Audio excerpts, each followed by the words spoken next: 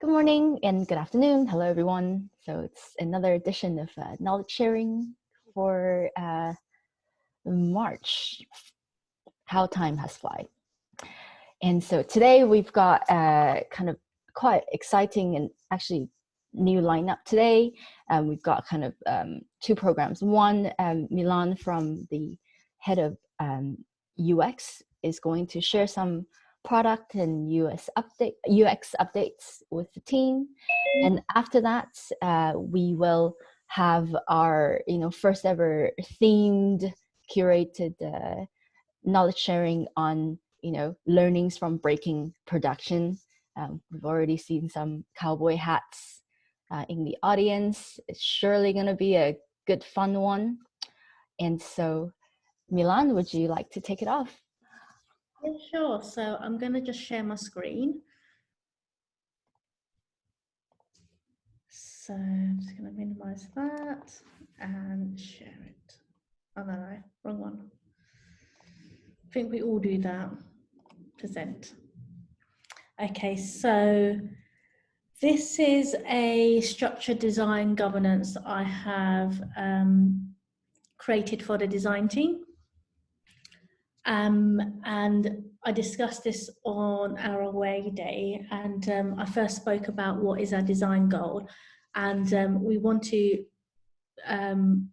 brand new spanking website that has obviously nice micro interactions, is definitely trendy, user friendly, and definitely considers accessibility rather, and it's fully responsive, and it definitely reflects our global brand proposition, and an obvious one for all of us to increase conversion. And it'll be nice in due course if we have the potential to win a Design Week award, and it's a nice way of also looking at it. If we have a different kind of design goal, it's something nice to achieve.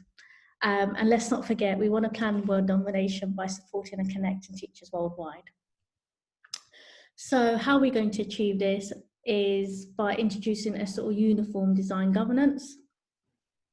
What does this mean? So it's basically a concept that has the potential to support success, and not just by accelerating decisions. This kind of helps the organisation to keep focus and for all of us to work as a team. And it helps to strengthen our opportunities as well. Why is it so important? It helps to align the key driver to produce a coherent experience across all digital platforms. I think we can all agree that we currently do not have this across the site, and my job is to take ownership of this to deliver a consistent design that drives efficiency and scalability across the whole site. And in order for me to do this, I'm placing a systematic process which gives me the opportunity to sign off all design before it goes to a stakeholder. And what I mean by a stakeholder is there are times that some projects will go off to certain people on the exec team, or for example, TES Institute, there's Sean, there's other stakeholders involved. So before it gets to them and they look at it, it's just for me to cast my eye over it to make sure we're in line with all of our OKRs, we've achieved the right sort of design concept, and it's in line with all of the rest of the sort of redesign or the design patterns that I want to achieve across the site.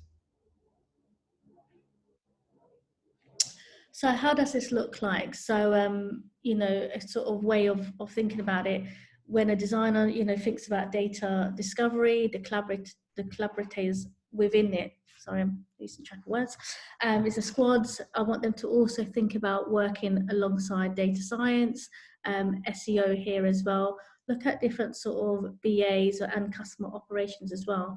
And a sort of activities is to review sort of competitors, look at different research, learn from existing A/B testing, and look at sort of CRO analysis as well. Then in the sort of ideation of the design, collaborate with copywriters, legal if they need to, the sales team if they need to, start thinking about working not just in the squad level, but involving other people from different areas of the business. And here the sort of activities, look at workshops, conceptual designs, look at low fidelity wireframes, and even think about early concept testing as well. So guerrilla testing is one of those. In the design aspects, obviously work very much with the squad, still want it to be squad based, and look at different sort of activities at that point. This is where the PM and the sort of squad sign off look at, it's very much about the squad working together to achieve that sort of design. And in the purple is about where I come involved. So not saying that I'm not going to be a part of the design sort of talks throughout the whole process, but this is the sort of area that I will come into and just have a sort of clear sign off at that point, just so in terms of I'm happy with what they achieve, they're happy with it, not taking the creativity away from them, because it's all about what they want to achieve and I'm about empowering the designer. But what I want to achieve is consistency, and it's also good to have that sort of main person just to make sure that it fits in the bigger picture. And then obviously it'll go off to dev. So in my design team, we currently have 2 sessions a week. One is on a Tuesday where we talk about our current sort of design work, upcoming work, how we're currently working with our squads. And on Thursday, we do a peer review. So we all go around the table, have a quick view of what we're currently working on, bounce ideas across with each other, see if we're all in line.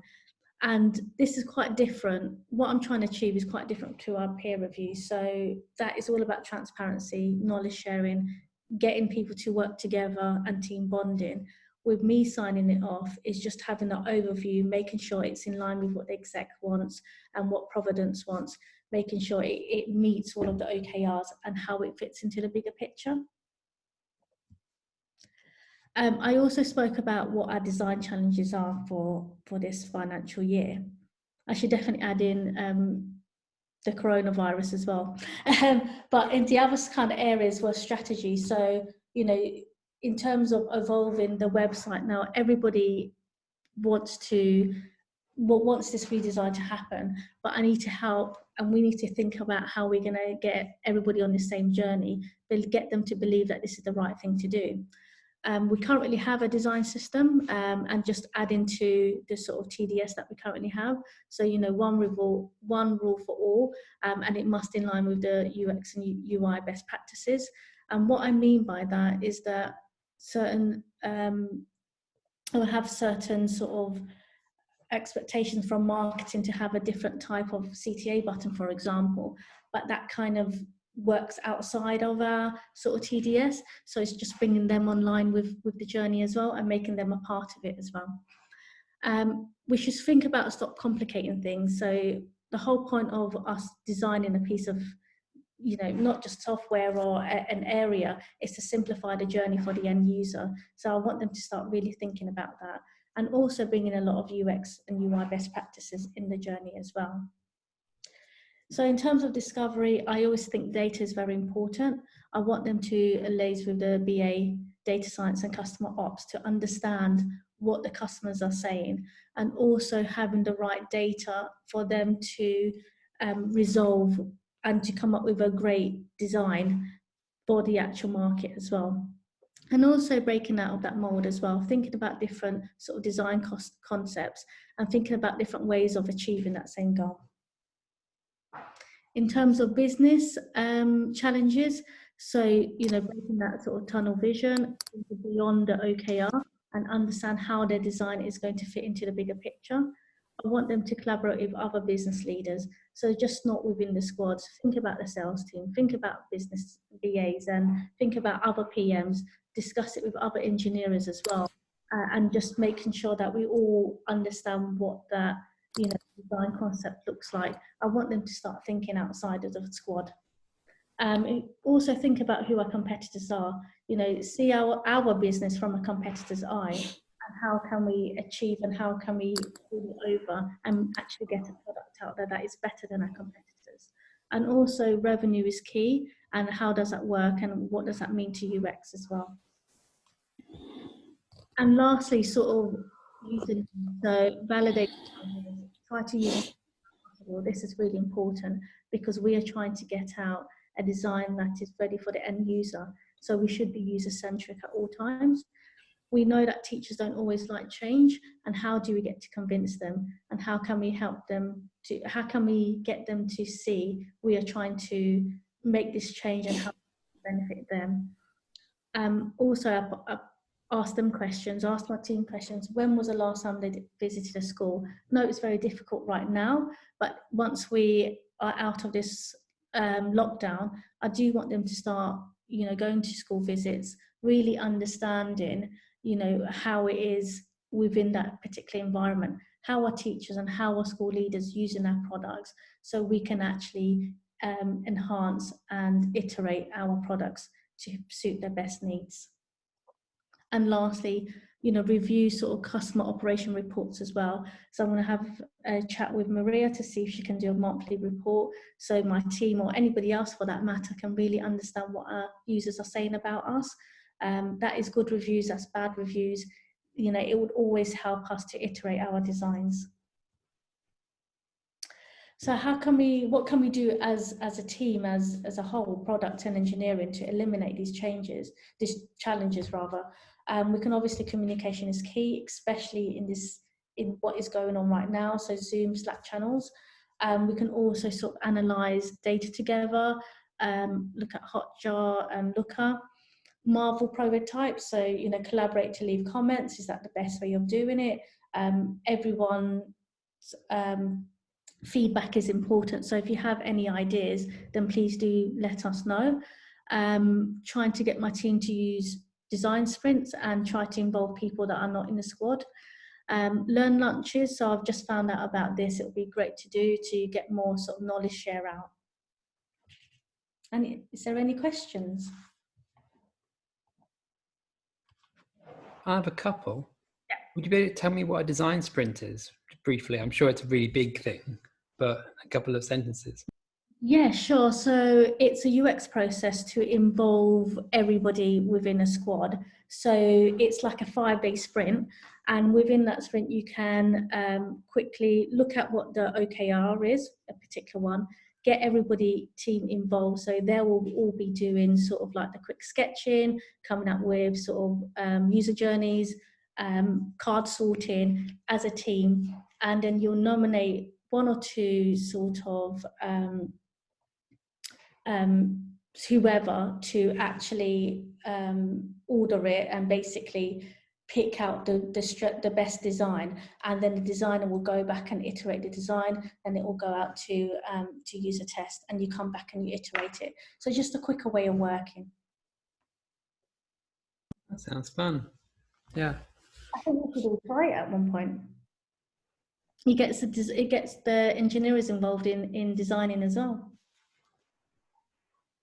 Wondering, how does that, because one thing I found when I've worked on product teams, that often we go through a process and get this really polished design of a thing that it might look like if we built the thing we think we're going to build, and then we go on a journey of building and shipping, and things change, we learn, we place some bets, some pay off, and we don't actually build half the thing we thought we'd build, but we build something better for our customers. But that means sometimes the designers can be quite upset. They've worked really hard on this design and we ain't doing that anymore, and they're very focused on the thing that they've, and will the sign off fix the track further and cause potential friction, or is there a way that sign off could actually be a freeing up of, do we need to sign off on some options of where we might go, or some templates and styles, rather than this one true design we must build towards? Yeah, that's a good point, Dan. And I think, you know, if we as a team just try to catch it earlier, then it won't be an absolute polished design. Or think about using more sort of lean UX in terms of not having a complete polished design and having an MVP that is, you know, that can work and we can iterate it constantly. So trying to get the designers to think differently as well. It doesn't always need to be completely polished, but we need to think about how this will work in the market fit as well, and not spending so much engineering and design time on it if it's not going to work. Thank you. I have a couple of questions too. I guess the first one is, it sounds like there could be kind of the single sign-off could be a potential blocker. because obviously there's a lot of teams and there's one of you. What is there kind of, what's your plan around that? I'm hoping it isn't a blocker. That's not what I'm trying to do here. I'm trying to decrease it. So in terms of most of the designs I would already have looked at throughout the process. So it's just making sure at the end, if the squad's happy, if the PM's happy, and just making sure that I'm definitely making sure that it's in line with the OKRs on what the exec wants and everything. So I'm actually trying not to have that, if that makes sense. You know, in terms of my plan, if I'm not here, I'll delegate it to somebody else to have to overlook it. So I don't want to be blocking any teams whatsoever. And it's just making sure it's consistent with the rest of the designs. So it just should be like a 5-minute, are you happy with this? Have you looked at this? Have you thought about this? And what does the rest of, you know, is it in line with the rest of the OKRs or the bigger picture? I hope that's answered your question, Rachel. Cool, no, that answers my question. I guess the other one's kind of a follow-on, which is that you're also a designer on a team right now. Is there a plan to change that? Like, are we going to hire someone to do that, or what, like, is the idea this would take up kind of half the time? I don't know. I don't think it is. It's, you know, I've already put it in practice. So, you know, Jakob has messaged me saying, can we have a quick look at this? Literally did it in 5 minutes, you know, quickly done it. Back at, you know, it's just managing how I'm currently managing everything else. So it shouldn't stop or block my design work on my squad as well. In terms of hiring, we've got a hiring freeze, and I don't have any intention of hiring. That's a good point. Cool. Designer to take on board the designs. Okay, thanks. If there's any sort of concerns about the design work on the track team, we can take that up on a later stage. Sure, thank you. Great, thank you, Milon.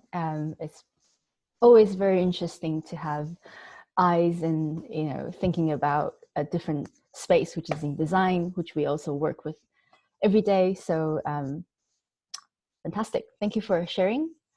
And great, cool. So we're gonna kind of kick off into the theme of our knowledge sharing today, which is what is it again, George? Breaking and fixing. Learnings from breaking production. Learnings from breaking production. Exciting. Playing with fire, essentially. That's what it is. So we've got some storytellers today with us. I think it's Stefano and Stephen and Dan. And they're in no particular order. I would say feel free to start the fire and share your learnings with us. Okay, I'm gonna start. Awesome. Cool. Thanks, Stefano. Okay. Can you see my screen? Yep. Nice. Okay, so this is gonna be a story about. If you don't know me well, I like to play with fire. I liked more in the past. Now I kind of started dealing with it. And jokes aside, I want to tell you a story about something that at the beginning looked like a big improvement, but then it got transformed into a kind of what's going on here. Okay, so the title is From Handlebars to Template Literals String. So, and we were super happy about doing it. Wait, and return trip. Okay. So this is actually the part of the thing that is interesting. So I give you a little bit of background, context. So what happens when you go to test.com, okay, and you go to job alerts, okay. Let me also remove this Amzad as is annoying. Okay, so here on test alerts, job alerts, you have the possibility to let's say subscribe to new jobs. Okay, so whenever a new job pops up, so let's say maths, and let's say London. Okay, I want to be notified either daily or weekly. Okay, about these jobs, and you can even select other whatever here filters, and you can save it. Okay. So once you're done and you save it, you are on the list that is gonna receive an email either every day or every 1 day per week regarding new jobs. How does it work? Actually, we have a service job sticker service, and jobs alert streamer service. Actually, what they do is, if you know about cron, okay, you know that cron actually allows you to do operations whenever is a particular time of the day, okay. And the job sticker actually uses Rabbit to via Rascal, of course, to send a message, okay, and be able to subscribe whenever it's a particular time of the day. So we use this job sticker via alert streamer. So here is a ticker that tell us, okay, it's this time. Then we subscribe every day at midnight, for example, and we say, okay, let's get every from the saved search collection. Okay, let's get all the users that are subscribed to the weekly job alerts or daily job alerts, etc., etc. And then what we do is we actually send a bunch of messages to NQP2 email to send emails to the users. Okay, with the content of the message that is going to be the list of the jobs. Okay. So this is the overview of the service.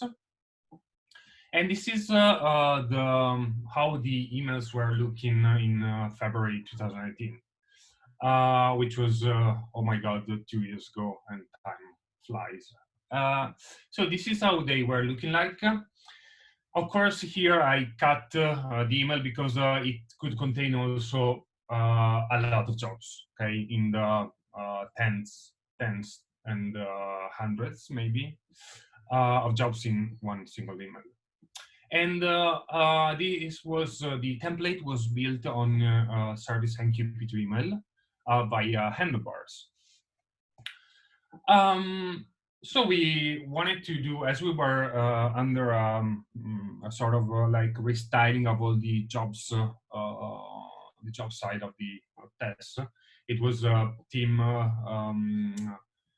In my team, it was me, Rachel, and Patricia. I think she started with us around that period. I think so. Yeah, exactly. Amazing team. Miss you. Anyway. And we said, okay, we have to, of course, to restyle this email. Why don't we use template literals and throw handlebars away? Or, you know, we have to do a new email starting from scratch, basically. And we have this new design, the possibility to refactor. Yes, the template literals are faster than handlebars. It's some like plain JavaScript with functions. It's easier to reason about, another complex design to implement. The implementation was super quick. It was very, very easy. And templates at the end, we were just calling functions with a bunch of data on it, and we were rendering without any particular complexity.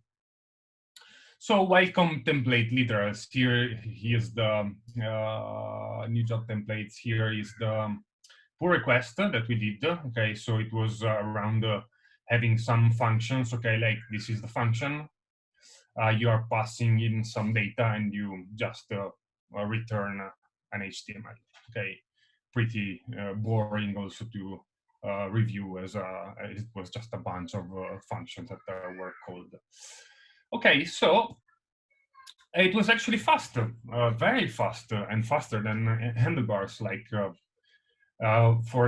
with the test that we did was times faster than handlebars. But service NQP2 email said, hold my RAM, wait, just wait. And what happened was at 3 a.m., the first time that we delivered the service, NQP2 email was telling us, you know, you were fast, but you weren't dealing with me properly. So it boomed, but it boomed in a very bad way, in the sense of that actually the service crashed. And I remember because I was awakened that night, 3 a.m. more or less, and I was like, what's going on here? And I remember I was also with probably the morning after with Andy, John Nuttall, and we were trying to understand what was going on. So again, the moment we were live, it also exploded whenever it started sending thousands of alerts, reminders, emails. So keep in mind thousands, because it's not like a bunch of emails that we were sending. Sorry, I have a chat here, Stefano. Exactly.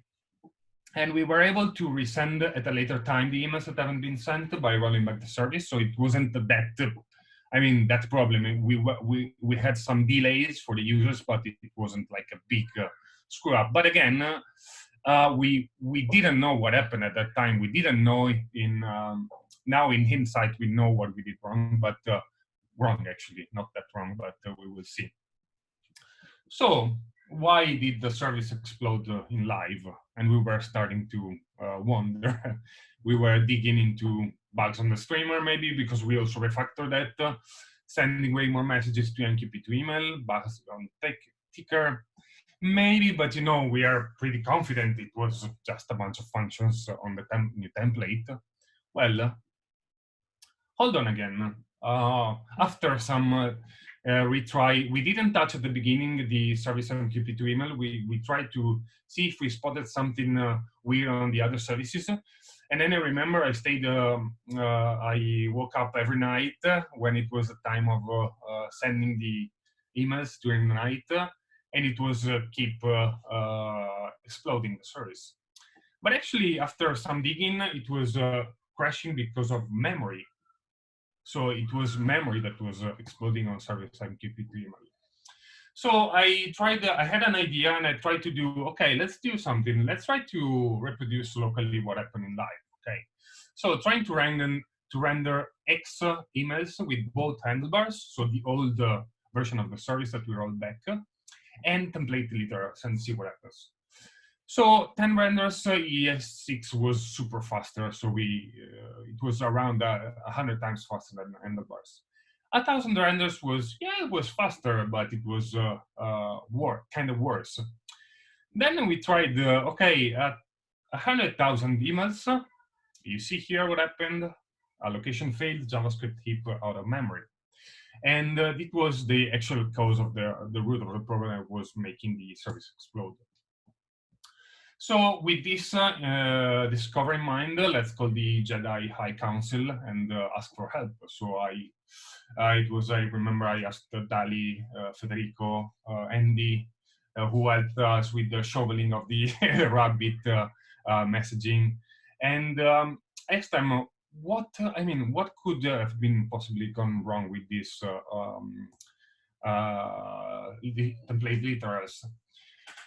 So the final result, because it wasn't that easy to spot what was going on, was a service MQP2 email having to cope with the thousands of emails to render consecutively, was going nuts because of the memory consumption of template literals.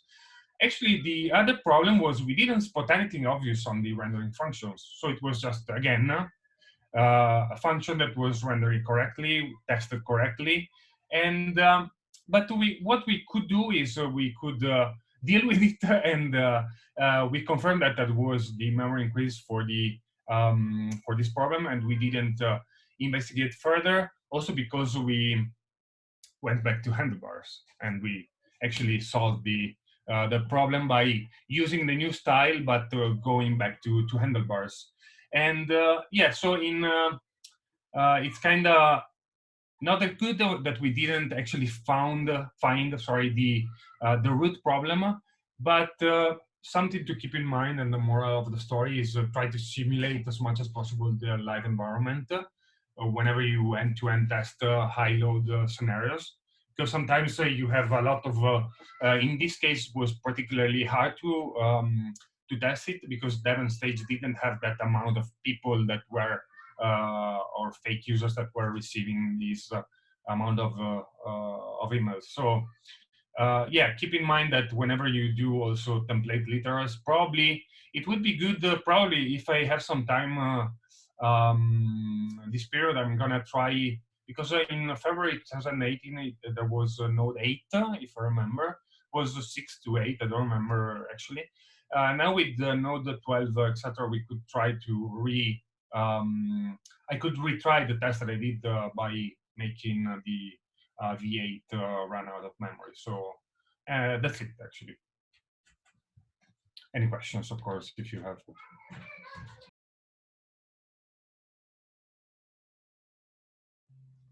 Wow, that was such a well-told scenario. I feel like I've lived through it, like watching a movie. Thank you, Stefano. Yeah, handlebars. All right, next one up, Dan or Stephen. It's almost like a duel. Is Stephen here? It's on the call. I'm here. I'm happy to go next. Mine was quite short. Go right ahead. Okay. I'll share screen briefly, but it's just a chat really. So this is my GitHub avatar, this kind of angry comma. And I didn't see Chris Fluke on the call, but I think him and Dali probably will remember how I got this avatar. And it was while I was working at the Mail Online. It was my first week, and the situation at Mail Online is they had a pretty horrible Java application. It was the sort of application that they knew when it had started by the time you saw your third exception in the startup log. That was literally how they used to know that it was running okay. And we had the job of trying to crowbar some different advert types onto the Mail Online's website. And it was my first week. I was leading this new team, and I happened to leave a dangling comma in some client-side JavaScript that all got bundled up. And I did test, but I only tested in Chrome. And back then, I can't remember if it was IE8 or IE9, but it didn't like dangling commas, and it broke the bundle. And so I managed to take down the Mail Online's website in Internet Explorer in my first week over lunch, while I was, I at least tested it. It looked fine to me. So I went to lunch and I came back, and the first thing I had was Chris saying, "Dude, you broke the website. Clifton's pissed." And so that was that. They'd rolled it back by the time. Now, what did I do? Well, okay, so I've got to take some flack. That's fine. I'm called Steve the comma Creswell because I managed to break the Mail Online website with a comma. But really, the thing that I wanted to highlight from this, so there are all sorts of failings about the fact that back then we didn't have continuous deployment. You had to give the code to an infrastructure team to go and deploy it, and we didn't have any kind of testing and all those sorts of things. But the real learning that I wanted to share from this is that it's good to let people know when you screw up, because then they're less worried about when they screw up. And so if I can screw up in my first week and still live to tell the tale, 8 months later I didn't get sacked, nothing horrendous happened, then that's the same response that you're going to get if and when you screw up. And honestly, every engineer will. It's just a rite of passage. We do complicated, brittle things. That's our job. Most of the time, in most environments, the worst that happen is that a site like the Mail Online goes down for a short amount of time, and it's actually not quite as bad as maybe we think it is. So that was my story of how I got called Steve the comma Creswell. Thank you, Steve the comma Creswell. both are appropriate. That's fine. Thank you, Steve. And also a lovely story to hear as well. Now we finally understood. Thank you. And next one up is Cowboy Dan. Good afternoon. So it's funny, the more I think about this thing, the more stories I keep coming up with. So I've got a good 15-minute run. I'm going to see how many outages and production problems I can fit in the next 15 minutes. And obviously stop me when you've had enough. You know, just put your hands in the air and say, "I surrender. You got me, cowboy." So first one, no, wait for it. So the first one was really early days, back in about 1996, 97. I was building databases, actual databases. We didn't use Oracle. We wrote our own because, cowboys. So we built this database and we're ingesting data from the NHS. And one data set, we were ingesting this new data set and it just kept crashing. No matter what I did, it kept crashing. But it took about between 8 and 48 hours to ingest a data set into this database. And so we'd go home, come the next morning, it crashed. Kept putting more logging in, and every time I put more logging in, the problem would move, and it wasn't where I put the logging. And no matter what I did, I couldn't track it down. And I spent ages on this, weeks and weeks. And then I tried running it on a different machine, and it was fine. Absolutely fine, rock solid. And I did some memory tests on the computer I was working on, and there was faulty memory. And I'd spent 2 weeks chasing a hardware failure. So the lesson there for me was experiment more, think outside the box, don't get really focused. You feel scared, you get narrow focus, you're watching for predators. You've got to chill out and just expand your focus, ask for help. And one of the rules that applied then, I'm not sure how much it applies now, is software usually gives you one bit of software when you run it, consistent reproducible errors. If you're not getting consistent reproducible errors, there's something else going on. Is it external systems? Is it networking? Is it hardware? It's kind of not completely true when you get race conditions, but generally, if you're getting weird stuff going on, think broader, not just your code. And I got to apply that years later when, who was it for? A big science publisher. And we were having massive problems transferring lots of data across different places. And I'm looking going, it's not behaving like software behaves. This is not a bug.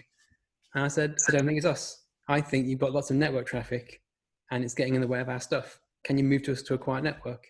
And then, no, it's not that. So can you just try it? Move to a quiet network? All worked. So it's really worth thinking outside the box a bit when you get a bug and you can't, it feels wrong. Second one, Guardian. Worked for the Guardian years ago. And one day, site went down. Literally, completely off, unavailable, no connections. And we're puzzling out why. Okay, we can work out why. And we thought, oh, look over there. Where were the connections gone? They seem to be over there. What are they doing over there? And it's because all our sports results come from an external feed. It's an XML feed. And we ran it every 20 minutes to get more data.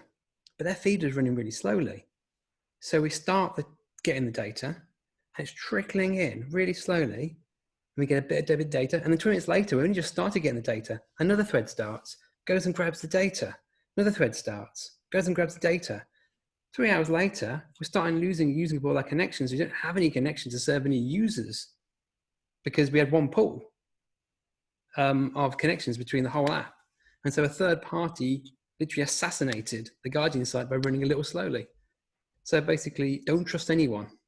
Definitely don't trust your technical partners. Build fire breaks in place so it's not possible for some other team or service or something you have no control over to take your service out. You may get that for free these days, but certainly it was a big surprise to us at the time. Late rooms. Does late rooms still exist? Late rooms basically sells hotel rooms on the cheap close to the date. I got called in 4 days because their site kept crashing.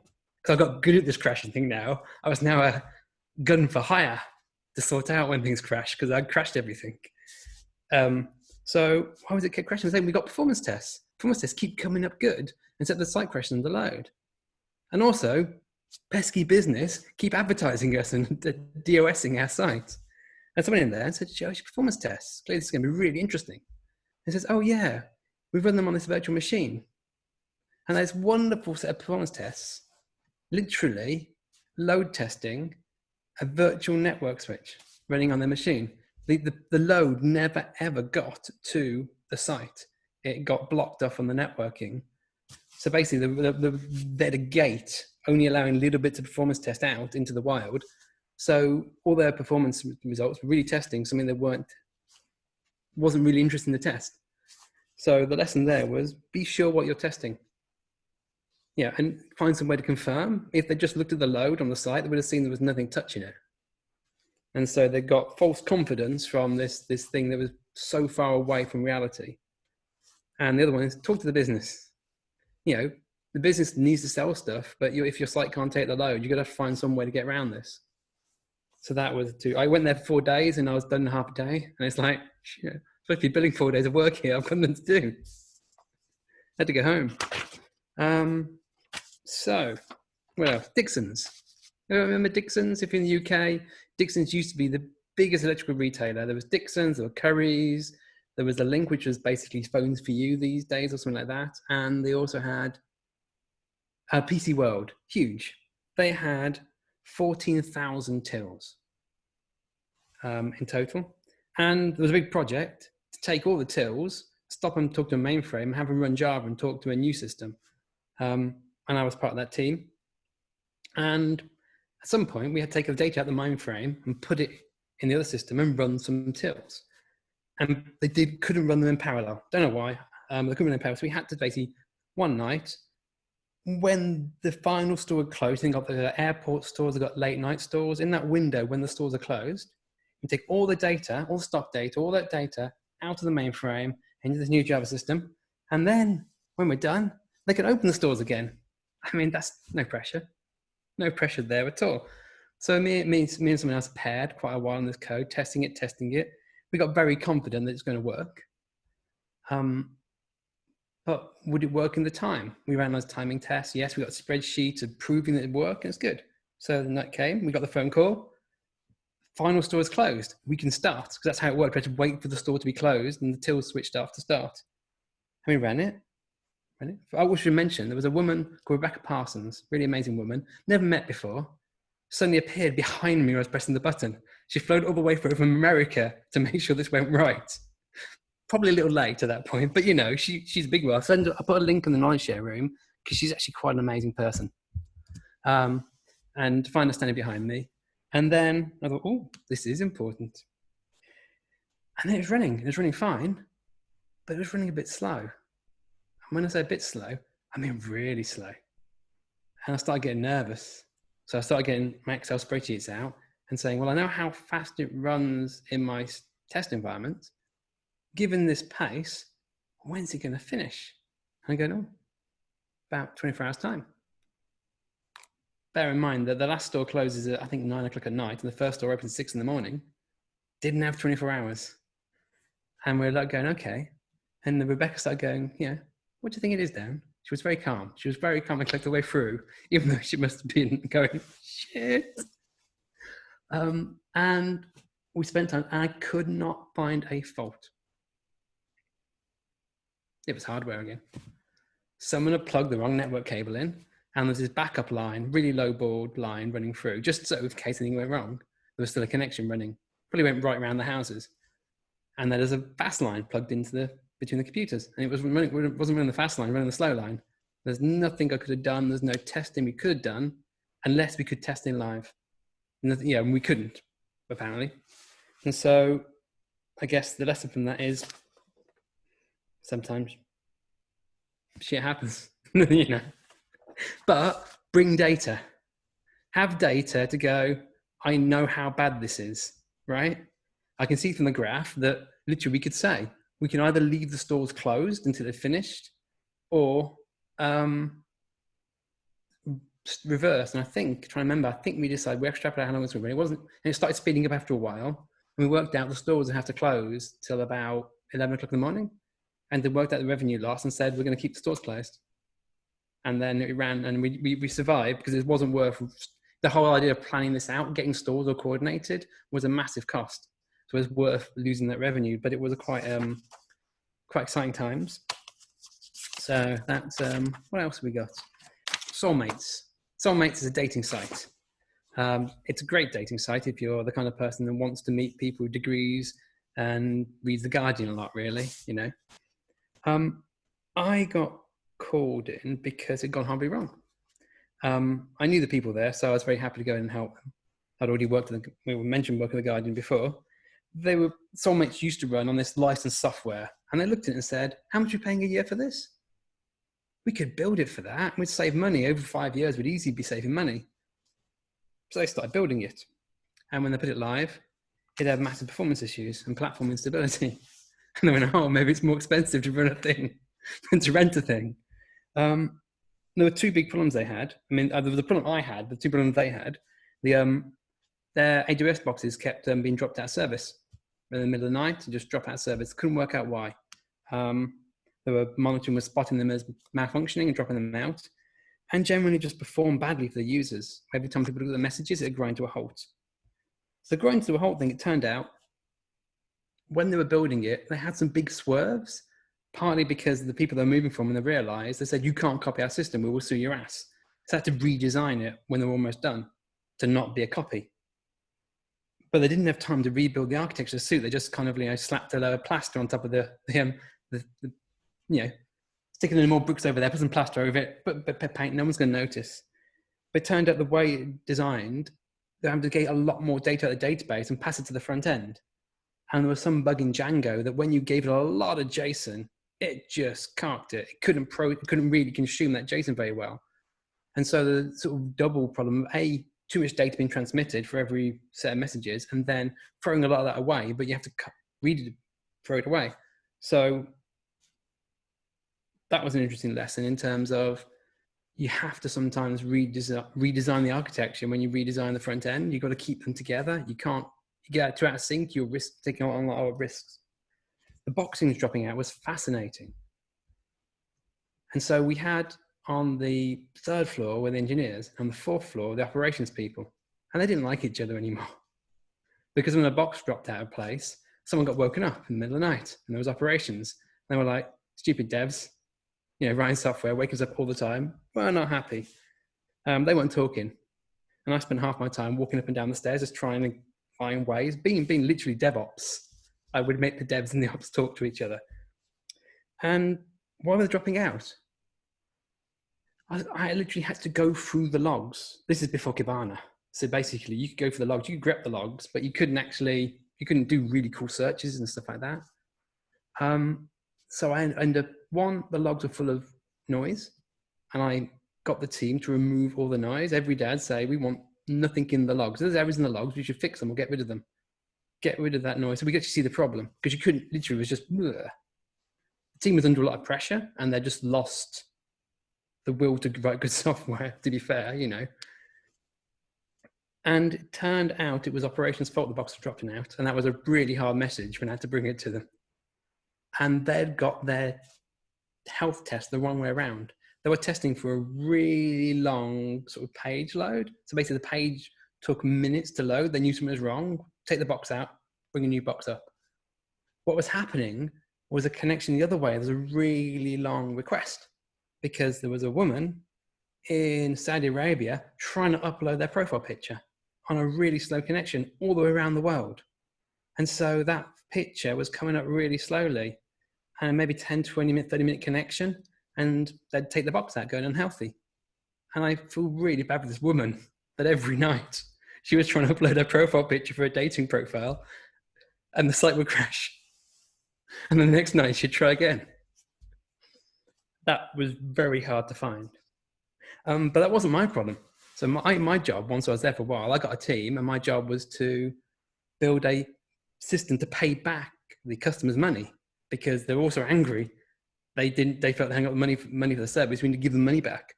So built a site, if they're upset, they could put in their current banking details, and we could send the money back. And we built it, put it live, and was running for a day. And we said, we better check. We can get these banking details. So of course they're encrypted, because we didn't want to have an encrypted banking details sitting around our servers.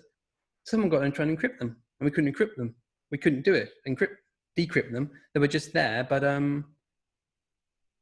all encrypted loveliness, safe, secure, but we couldn't actually get the banking details out. And it's been running for about a day, and we're going, well, that's a bit of a bugger, isn't it? We now have to apologize for the apology.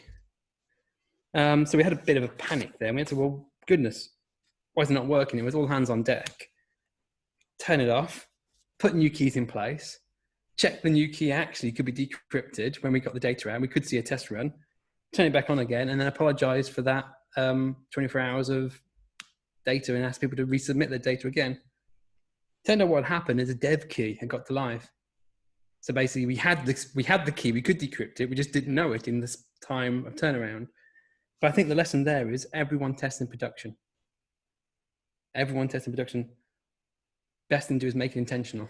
If we'd tested straight away, like we did once we knew, and tested the new one worked, we just tested the encrypt decrypt routine in production before we put it live, or just after we put it live, we would have had to apologize to 1 or 2 people rather than another 24 hours of annoyed people.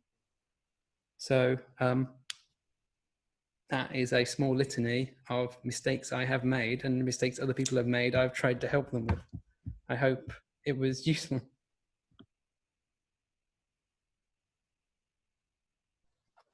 Oh, thank you so much, Cowboy Dan. Glorious history of battle learnings, I'd say. Right, so I think that concludes today's knowledge sharing. Would anyone have any kind of last minute thoughts that they like to share? Or actually put your hands up if you think that this kind of themed, curated knowledge sharing style, it's something that you like to see more of. Cool, thank you very much. That's a quick way to poll. Yeah, there's a book called Release It. I haven't read version 2 that's just recently come out, but I read version 1. And it's a brilliant book that goes through anti-patterns and patterns of systems to make them not do the things I've just described. Well worth a read, or even if you just want to find the author has slide sets, you can look through and get a flavor for failure that he presents. Really worth a go. Awesome. Thanks for the share. Yeah, again. So I would say if there are kind of other themes that might popped up on your mind that you think that could be also a good topic for us to kind of continue sharing our learnings, you know who to ping George, Maddox, or myself. And I would say enjoy the rest of the lovely spring day wherever you are, and great to see you all. You too. Thank you guys. Cheers. Bye. Bye.